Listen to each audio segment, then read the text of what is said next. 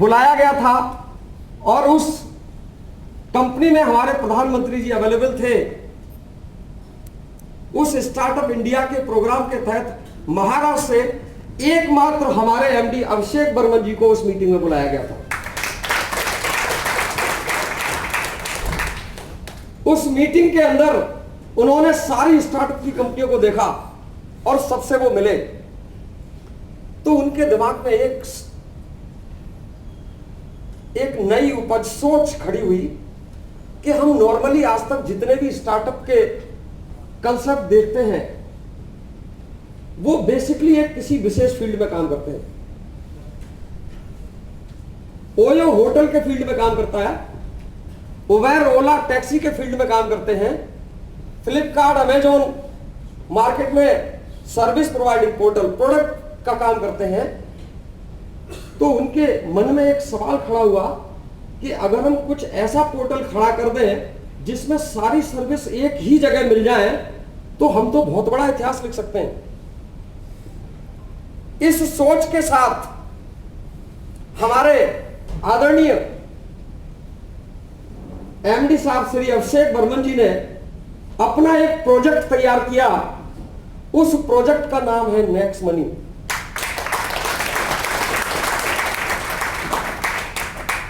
और उस एप्लीकेशन को उन्होंने स्टार्टअप के तहत गवर्नमेंट के यहां रजिस्ट्रेशन के लिए डाल दिया। Not in direct selling industry, उन्होंने उसको स्टार्टअप के तहत रजिस्टर्ड कराने के लिए बिहार गवर्नमेंट के यहां सबमिट कर दिया। जैसे हमारा पेटीएम दिल्ली से रजिस्टर्ड है, ऐसे ही उन्होंने अपनी कंपनी को बिहार गवर्नमेंट से रजिस्टर कराने के लिए डाल दिया। आज हमारा नेक्स्ट मनी बिहार गवर्नमेंट से स्टार्टअप इंडिया में रजिस्टर्ड है, अप्रूव्ड है। और उसके लिए कंपनी ने सेटअप के लिए गवर्नमेंट ने उस कंपनी को 5 लाख रुपए का लोन भी सैंक्शन करके डाल दिया, जो आज तक पड़ा है। एमडी साहब वहां लौट भी नहीं गए। क्यों?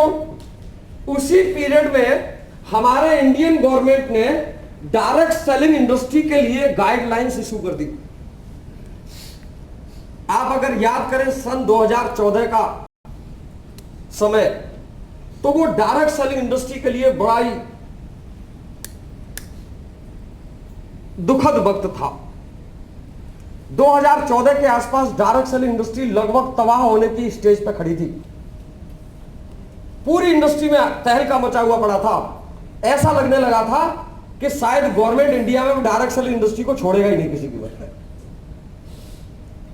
लेकिन बहुत सारी चीजें जब गवर्नमेंट के सामने आई तो उन सारी चीजों को देखते हुए हमारी सरकार ने डायरेक्ट सेलिंग इंडस्ट्री के लिए एक कमेटी का गठन किया और गाइडलाइंस इशू कर दी कि अब जितनी भी कंपनियां इंडिया में डायरेक्ट सेलिंग इंडस्ट्री के अंतर्गत काम करेंगी उनको कंज्यूमर वेलफेयर, जो हमारे केंद्र सरकार का मंत्रालय है जिसके मिनिस्टर आज रामविलास पासवान है, उस कंज्यूमर वेलफेयर को डायरेक्ट सेलिंग इंडस्ट्री का पूरा जिम्मा दे दिया गया। और उन्होंने एक गाइडलाइंस बना के सारी कंपनी पड़ेगा दोबारा से। तो हमारे एमडी साहब को बड़ा अंदर से खुशी हुई, यह डायरेक्ट सेलिंग इंडस्ट्री एक बड़ा अच्छा फील्ड है जिसमें हम दुनिया में इतिहास लिख सकते हैं। और अब तो गवर्नमेंट ने गाइडलाइंस इशू कर दी है, तो क्यों ना हमें डायरेक्ट सेलिंग इंडस्ट्री में काम करें। गवर्नमेंट के अंतर्गत मार्केट में अपना पोर्टल स्टार्टअप इंडिया के तहत रजिस्टर्ड कराने की बजाय अगर हम डायरेक्ट सेलिंग इंडस्ट्री में काम करें तो पूरे दुनिया में इतिहास लिख सकते हैं। इस सोच के साथ उन्होंने अपने नेक्स्ट मनी प्रोजेक्ट को कंज्यूमर वेलफेयर में रजिस्ट्रेशन के लिए अप्लाई कर दिया। वहां पर अप्लाई जब कर दिया तो बड़ी विकट प्रॉब्लम, हमारे नेक्स्ट मनी को किसी भी हाल में गवर्नमेंट से अप्रूवल ही नहीं मिल रहा। क्यों नहीं मिल रहा? कि हमारे यहां ज्वाइन कैसे होता है नेक्स्ट मनी? 1770 रुपए दीजिए और प्रीमियम मेंबरशिप लीजिए।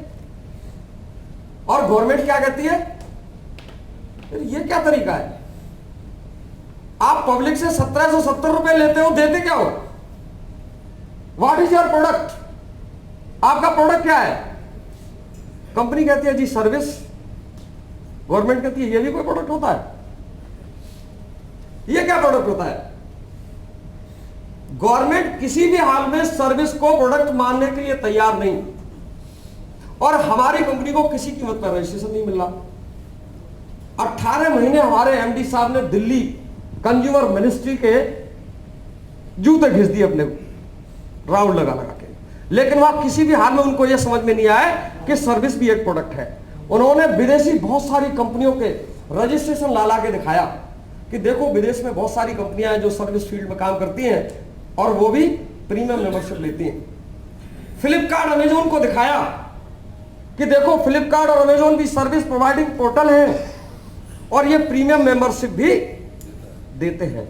अगर आपको पता हो तो फ्लिपकार्ट और अमेजोन भी प्रीमियम मेंबरशिप देता है कि नहीं देता? क्या फीस लेता है? मार्केट में ऐसी कंपनियां हैं जो 1 साल का प्रीमियम मेंबरशिप का 1499 रुपए तक फीस लेती है और 1 साल तक हमें सर्विस प्रोवाइड कराती हैं। उस प्रीमियम मेंबरशिप में क्या सर्विस मिलती है मेरे को और आपको? केवल इतनी सर्विस मिलती है कि अगर हम और आप कभी कभी अमेजोन देख रहे होते हैं या फ्लिपकार्ट पर हमारे बच्चे देख रहे होते हैं, उनको पसंद आया ये मोबाइल का कवर बहुत अच्छा है और हमने खरीदा, 150 रुपए का है, खरीद लेते हैं, क्या दिक्कत है, बड़ा अच्छा कवर लग रहा है। लेकिन जब हम खरीद के बिल पे जाते हैं, फाइनल बिल अमाउंट बनता है, तो उसमें लग जाता है 50 रुपए डिलीवरी चार्ज या 60 रुपए डिलीवरी चार्ज। ऐसा होता है कि नहीं होता? सारे इंडिया के लिए सभी पोर्टल खुले हुए हैं और कोई भी व्यक्ति सामान खरीद सकता है, सबके लिए एक जैसा ऑफर होता है, लेकिन उस पर क्या लग जाता है? Delivery charge. लेकिन यदि आप प्रीमियम मेंबर हैं और उस समय अगर आप प्रोडक्ट खरीदते हैं नेक्स्ट उस पर जाके स्नैपडील या फ्लिपकार्ट पर, तो वो आपसे 1 भी रुपया डिलीवरी चार्ज नहीं लेगा। This is the service. क्या सर्विस प्रोवाइड करता है वो हमको? कि अगर आप प्रीमियम मेंबर हो तो हम 1 साल तक आपसे कोई भी डिलीवरी चार्ज नहीं लेंगे, चाहे आप 50 रुपए का प्रोडक्ट खरीद लेना एक बार में।